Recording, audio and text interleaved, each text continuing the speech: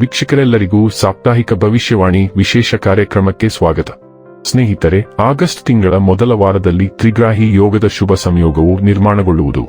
ಈ ವಾರ ಸೂರ್ಯ, ಬುಧ ಮತ್ತು ಗುರು ಗ್ರಹಗಳ ಸಂಯೋಗವು ಕಟಕ ರಾಶಿಯಲ್ಲಿ ಸೃಷ್ಟಿಯಾಗುವುದರಿಂದ ತ್ರಿಗ್ರಾಹಿ ಯೋಗವು ಪ್ರಭಾವಶಾಲಿಯಾಗಿರುವುದು.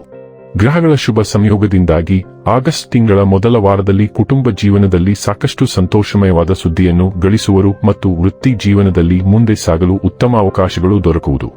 ಜೊತೆಗೆ ಕೆಲಸವನ್ನು ಮಾಡುವ ಜನರು ತಮ್ಮ ಜೀವನದಲ್ಲಿ ಶುಭ ಅವಕಾಶಗಳನ್ನು ಪಡೆದುಕೊಳ್ಳಲಿದ್ದಾರೆ. ಹಾಗಾಗಿ ಆಗಸ್ಟ್ ತಿಂಗಳ ಮೊದಲ ವಾರದಲ್ಲಿ ಕೆಲವು ರಾಶಿಗಳಿಗೆ ಸಾಕಷ್ಟು ಪ್ರಯೋಜನ ಹಾಗೂ ಲಾಭ ದೊರಕುವುದು. ಆಗಸ್ಟ್ 3 ರಿಂದ ಆಗಸ್ಟ್ 9 ರವರೆಗಿನ ಕುಂಭ ರಾಶಿಯವರ ಭವಿಷ್ಯವನ್ನು ತಿಳಿದುಕೊಳ್ಳೋಣ.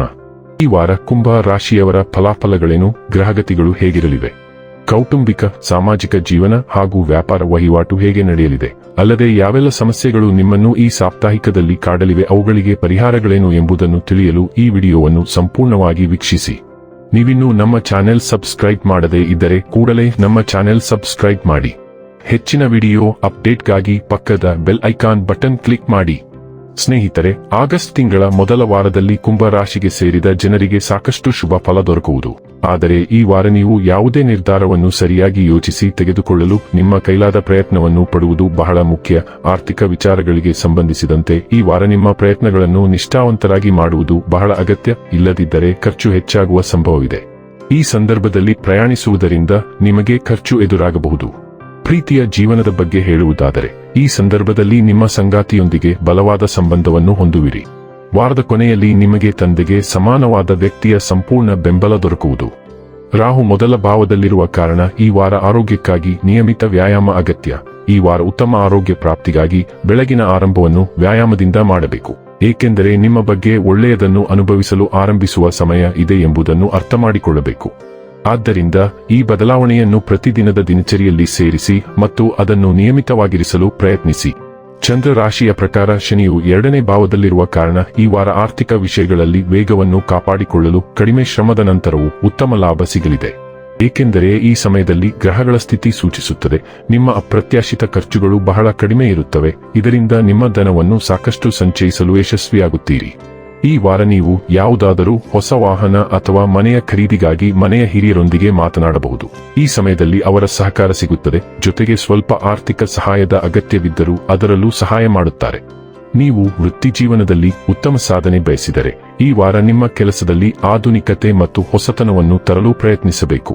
ಇದರ ಜೊತೆಗೆ ಹೊಸ ತಂತ್ರಜ್ಞಾನ ಮತ್ತು ಸೋಷಿಯಲ್ ಮೀಡಿಯಾದಿಂದ ಅಪ್ಡೇಟ್ ಆಗಿರುತ್ತಾ ಯಾವುದೇ ಕಾರ್ಯ ಮಾಡುವುದು ನಿಮಗೆ ಉತ್ತಮ ಎಂಬ ಸಲಹೆ ನೀಡಲಾಗುತ್ತದೆ. ನೀವು ಉನ್ನತ ಶಿಕ್ಷಣ ಪಡೆಯಲು ಯೋಚಿಸುತ್ತಿದ್ದರೆ ಈ ಸಮಯಾವಧಿಯಲ್ಲಿ ಶ್ರಮಿಸಬೇಕು. ಈ ಸಮಯದಲ್ಲಿ ಅದೃಷ್ಟ ನಿಮ್ಮ ಜೊತೆ ಇರುತ್ತದೆ. ಇದರಿಂದ ನೀವು ಯಾವ ವಿಷಯವನ್ನು ಓದಿದರೂ ನೆನಪಿಟ್ಟುಕೊಳ್ಳುವಲ್ಲಿ ಯಶಸ್ವಿಯಾಗುತ್ತೀರಿ. ಮಂಗಳ ಗ್ರಹದ ಸಂಚಾರವು ನಿಮ್ಮನ್ನು ಗುಂಪುಗಳಲ್ಲಿ ಸಕ್ರಿಯರನ್ನಾಗಿ ಮಾಡುತ್ತಿದೆ. ನಿಮ್ಮ ಗಮನ ಅಗತ್ಯವಿರುವ ಮಗುವನ್ನು ಒಳಗೊಂಡ ಪರಿಸ್ಥಿತಿಯನ್ನು ನೀವು ಅನುಭವಿಸುವಿರಿ. ಆದರೆ ಅಧ್ಯಯನ, ಪರೀಕ್ಷೆಗಳು ಅಥವಾ ಶೈಕ್ಷಣಿಕ ಪ್ರಗತಿಯ ಬಗ್ಗೆ ಪ್ರಮುಖ ಚರ್ಚೆ ನಡೆಯುತ್ತದೆ. ಯಾರಾದರೂ ನಿಮ್ಮ ನಿರೀಕ್ಷೆಗಳನ್ನು ಪ್ರಶ್ನಿಸಿದರೆ ಪ್ರಣಯ ಭಿನ್ನಾಭಿಪ್ರಾಯವೂ ಉಂಟಾಗುತ್ತದೆ ಮತ್ತು ವಿಷಯವನ್ನು ಸ್ಪಷ್ಟಪಡಿಸಲು ನೇರ ಸಂಭಾಷಣೆ ಅಗತ್ಯವಾಗುತ್ತದೆ. ಸೃಜನಶೀಲ ಕೆಲಸದಲ್ಲಿ ತೊಡಗಿರುವವರು ಒಂದು ಪ್ರಮುಖ ಯೋಜನೆಯನ್ನು ಪೂರ್ಣಗೊಳಿಸಲು ಒತ್ತಡವನ್ನು ಎದುರಿಸಬೇಕಾಗುತ್ತದೆ.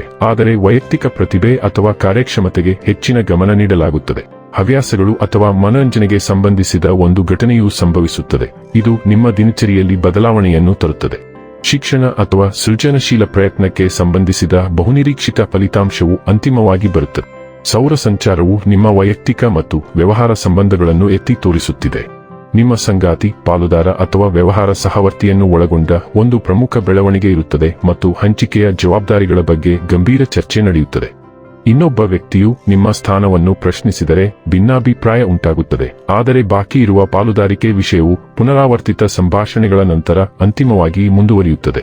ವ್ಯವಹಾರದಲ್ಲಿ ತೊಡಗಿರುವವರು ಕ್ಲೈಂಟ್ಗಳು, ಪಾಲುದಾರರು ಅಥವಾ ಪ್ರಮುಖ ಸಂಪರ್ಕಗಳೊಂದಿಗೆ ಹೆಚ್ಚಿದ ಚಟುವಟಿಕೆಯನ್ನು ನೋಡುತ್ತಾರೆ ಮತ್ತು ಒಪ್ಪಂದವು ಪೂರ್ಣಗೊಳ್ಳುವ ಹಂತಕ್ಕೆ ಹೋಗುತ್ತದೆ. ಮಹತ್ವದ ವ್ಯಕ್ತಿಯೊಂದಿಗೆ ಸಭೆ ನಡೆಯುತ್ತದೆ ಮತ್ತು ಅಸ್ತಿತ್ವದಲ್ಲಿರುವ ಸಂಬಂಧದಲ್ಲಿ ಬದಲಾವಣೆಯನ್ನು ತರುತ್ತದೆ.